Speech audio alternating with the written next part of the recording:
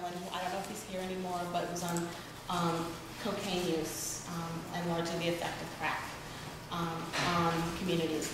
And he went in and studied sort of the hierarchy of cocaine gangs in New York City. And I spent a night at crack den with him, and like watched how anthropology really happened, and how do you think about culture and how it affects things. And for me, I was pre-med and I wanted to think about health. And I decided then that I really wanted to do public health. And I went because I was madly in love with someone who was applying to business school, and I didn't want to commit to 4 years. And there's nothing like doing a master's degree in public health to convince you not to go to medical school. So if you're thinking about both, it's only, it's a year or 2-year commitment, and it convinced me not to do it. And I worked after that for the Massachusetts Department of Public Health, and I oversaw policy, planning, and evaluation, and spent a lot of time pinning condoms on trees in public sex environments, not pinning literally, you use clothespins, in public sex environments, and looked at how condom use was happening in those areas, and thought a lot about what influenced whether or not people chose to have safe sex in those spaces. Found out that it was really about younger people, which is at the same time we were learning that heroin users who get infected with HIV, it happened in the first 2 years of use. So if you really were going to change the spectrum of disease, you needed to get people very soon after their initiation, which is the hardest time to find heroin users, and it's also the hardest time to find young gay men and other people. And so I worked for Massachusetts Department of Public Health for 7 years, then worked for a consulting firm in San Francisco called Carter & Company, doing the same kind of work, but working with health departments, not for them. And then came back to Connecticut and wanted to have babies, and formed a consulting practice called Dubé Horton Associates, and they really are associates. It's me and 10 women who we lovingly call moms with master's degrees who don't want to work full-time. We work as a collaborative on about 40 projects at a time for a variety of public health and community-based organizations to try to help them answer questions about why things are happening, like why does the city of Stamford's van that's trying to offer medical care to commercial sex workers not get used. And the answer was we did focus groups and structured interviews, and found out that when you park a police car behind the van serving commercial sex workers, that commercial sex workers aren't likely to want to come in. So sometimes it's not rocket science that we do, but I mean it's a way that sort of my anthropology background can be used in the real world. I hope to mean that resources are better utilized and stay healthier. Just to make sure I could stay brief. So I was in Morris College, and I majored in women's studies with a concentration in the African diaspora. I'm originally from a small town in Delaware, from a working class family and first generation college student.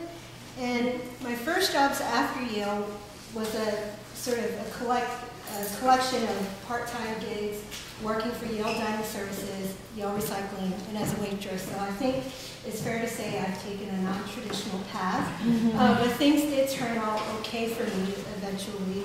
After that summer, doing those part-time jobs, I moved to New York City with no job and enough money for 1 month's rent.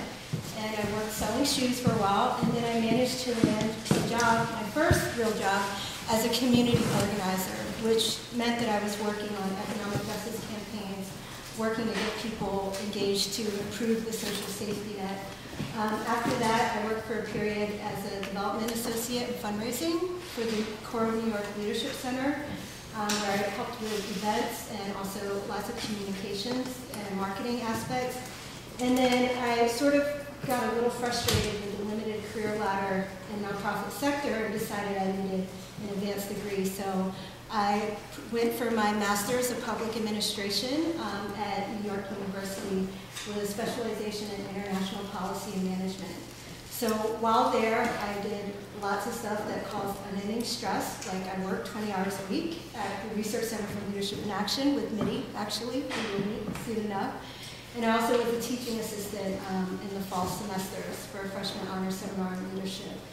After Wagner, I worked for a period of time as a consultant with the City of New York, Department of Small Business Services, as a policy analyst, and was kind of partially employed and just trying to figure out what I was going to do. And then I landed at my current job, which is as a donor services officer with the 21st Century Foundation. I do fundraising, and I help to raise the resources to support our work for social change around the country. So quickly, you know, as far as defining the limits at Yale, there's one experience that I often took for granted, and that was my experience as a varsity athlete my freshman year with the Yale field hockey team. And there's a couple of things that I learned from that. First of all, you know, most nonprofits have a pretty small staff, so having to learn how to work with a team of 10 other girls was really critical for me.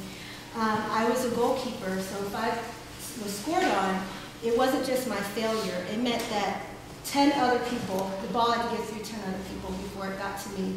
So if we worked tightly as a team, we were successful. But if we didn't, we weren't successful. And I think it's really critical in sort of nonprofit environments and smaller work settings to have those skills of being able to work in a team.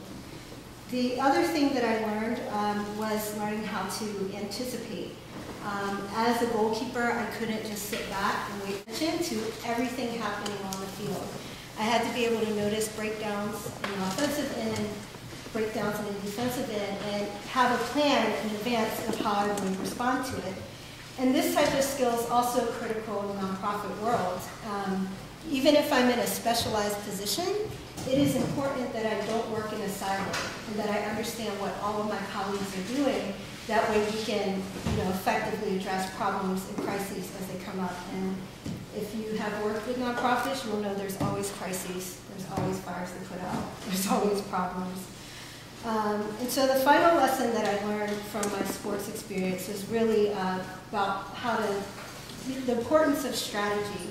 And so for me, in my special role, once again as a goalkeeper, it wasn't just about me stopping the ball and making sure I just hit it away each time it came by. I had to be able to react, but to react in a strategic way, which meant that as the ball comes to me, as I block it, I need to strategically direct it and start the offense. And so working in an under-resourced nonprofit is going to mean you'll have lots of unexpected things that come up, and in some environments you'll see that people just react.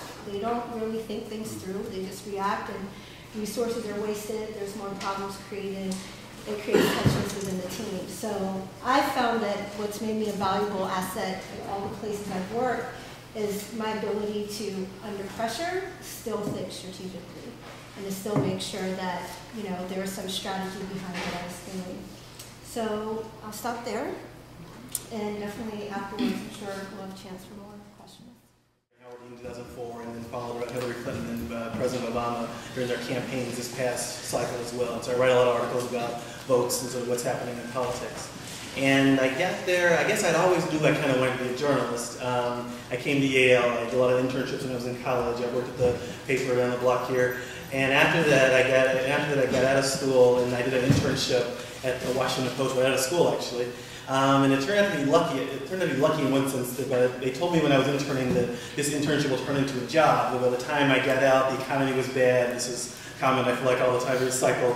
People go through this. So the economy was bad in 2002. So I got out, and they didn't have a job for me at the end of the line. But it ended up being lucky. I got a job at Time Magazine, sort of in a low-level role. But quickly, I sort of worked hard. They needed people who were young, who were eager to do stuff. So I ended up covering the presidential campaign and did that and then worked there for 5 years. And came to the Post in 2007 and covered another presidential campaign, did that kind of stuff. So I've been doing journalism a long time, and I really enjoyed that sort of progress. Defining moments, like I said, I kind of came here knowing what I wanted to do, work in a newspaper, and I'm working in a newspaper now, so I didn't really change a lot of what I did. But more than my classes, my time with the Yale Daily News really cemented for me that I wanted to do this. We were here around September 11th. We were here. It was our last year of college, and one thing I did for the paper was we put out this special issue about the alum, the people who went to Yale who had died during the attack section. We put out the special issue that sort of laid out and wrote little bios of all the people, and I was kind of in charge of putting that out. And it turned out the day I was doing that was also my 21st birthday, so it was not, not the greatest way to celebrate, but in a lot of ways it was like I was doing something that I thought was very meaningful, and it sort of cemented for me that I wanted to keep doing journalism and keep telling stories, and so I've kept doing that throughout. Good evening. Good evening, yes. I'm Minnie Owens, or Millard Owens, my formal name. I'm UNCTY, and I'm class of '86, originated the year off. My defining moment, that was hard when that question was posed to us in advance thinking about it, because I guess I thought of a number of things. Obviously, there's a lot of great learning. There's some amazing classes here, some amazing professors and other students. But I'd say really the seminal defining moment for me that I thought of was something that happened really outside the classroom toward the end of my freshman year. I'm from Brooklyn, New York, born and raised there, and was blessed to be exposed to a lot of things and come from a rather politically conscious and active family. And I was pretty active even in high school doing some stuff, very active in stuff. And when I came here, I knew it was going to be a challenge. I went to public school, it was a decent school, but I clearly was not really pushed to study hard and really be disciplined. So I knew that, my mom warned me, she said, okay, really focus, make your studies your primary focus, and don't get caught up in all the activism stuff. So first semester, I had applied was accepted to directed studies. Do they still have directed studies? Yes. So I was in directed studies. I was one little spook in directed studies, okay? It was me and one Latin guy, and that's about it. And then I also did Chinese, because I'd actually been blessed to go to China a few summers before. So I figured, well, 1 out of every 4 people on the earth is Chinese, so let me try to keep up this language. So I was pretty isolated first semester. It was rigorous and I was focused, but I was also really burning out. I was just not feeling the love of school or really any relationships.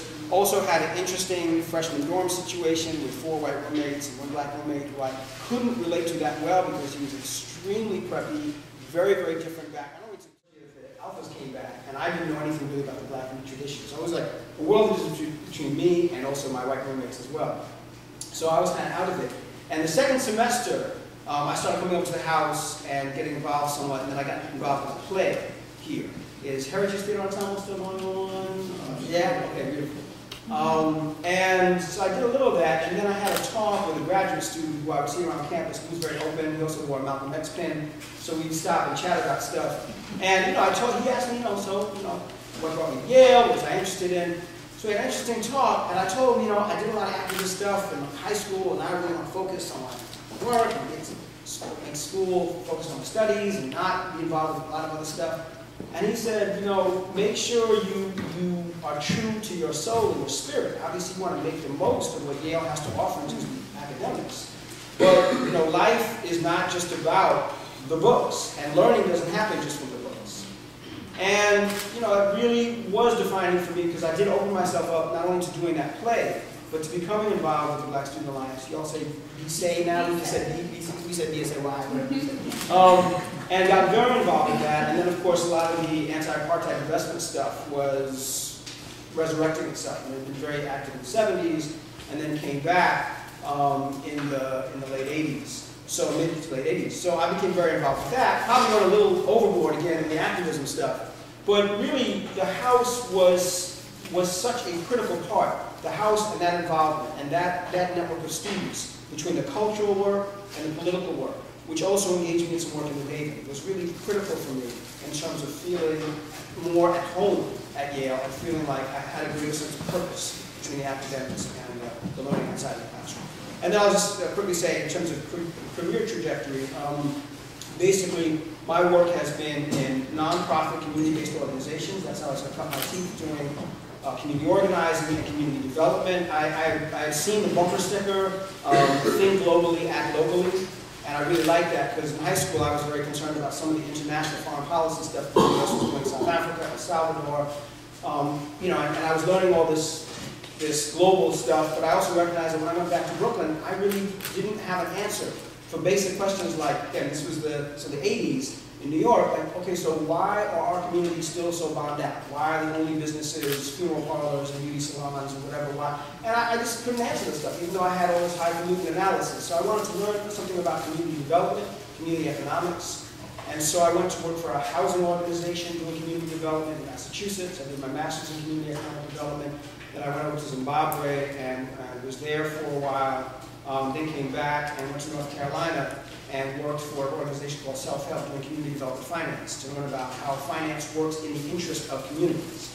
And because of that and some of the national work I did on the board, focusing on that work, I went to work for the Ford Foundation, funding community economic development around the country, some internationally in Nigeria, in Mexico, and some other places. That was very cool work to get for 6.5 years. And then left and worked at NYU, where I alluded to before, looking at social change leadership, and then worked for, and also developed a course at NYU on asset development, basically the causes of wealth and poverty in the United States, and how the role of helping to found something called the Office of Financial Empowerment, which was all about bringing financial resources to low-income communities. The Bloomberg administration, to their credit, recognized the need to have a different approach rather than just the traditional poverty fighting approaches, but an assets orientation approach. We can talk more about that if people are interested. So I did that for 2 years, but after the founding of it, it was less interesting, and I decided to step out as a consultant. So for the last 6 months, basically, I've been now independent, which has its joys, being independent, having flexibility, having more time for, I carry it around with me, from my little daughter Naya, who will be 6 in May. But, you know, it's a hustle being a consultant and getting those contracts. So I'm at an interesting point in my life, and one of the things I really want to emphasize tonight is the importance of work-life balance. And to really look at your life and plan for that, so that work doesn't become just all you're about, and certainly that, you know, the Benjamin is not all that it's about. Looking for what really satisfies you, brings you happiness, and there is something greater than just your job, your title, and your salary.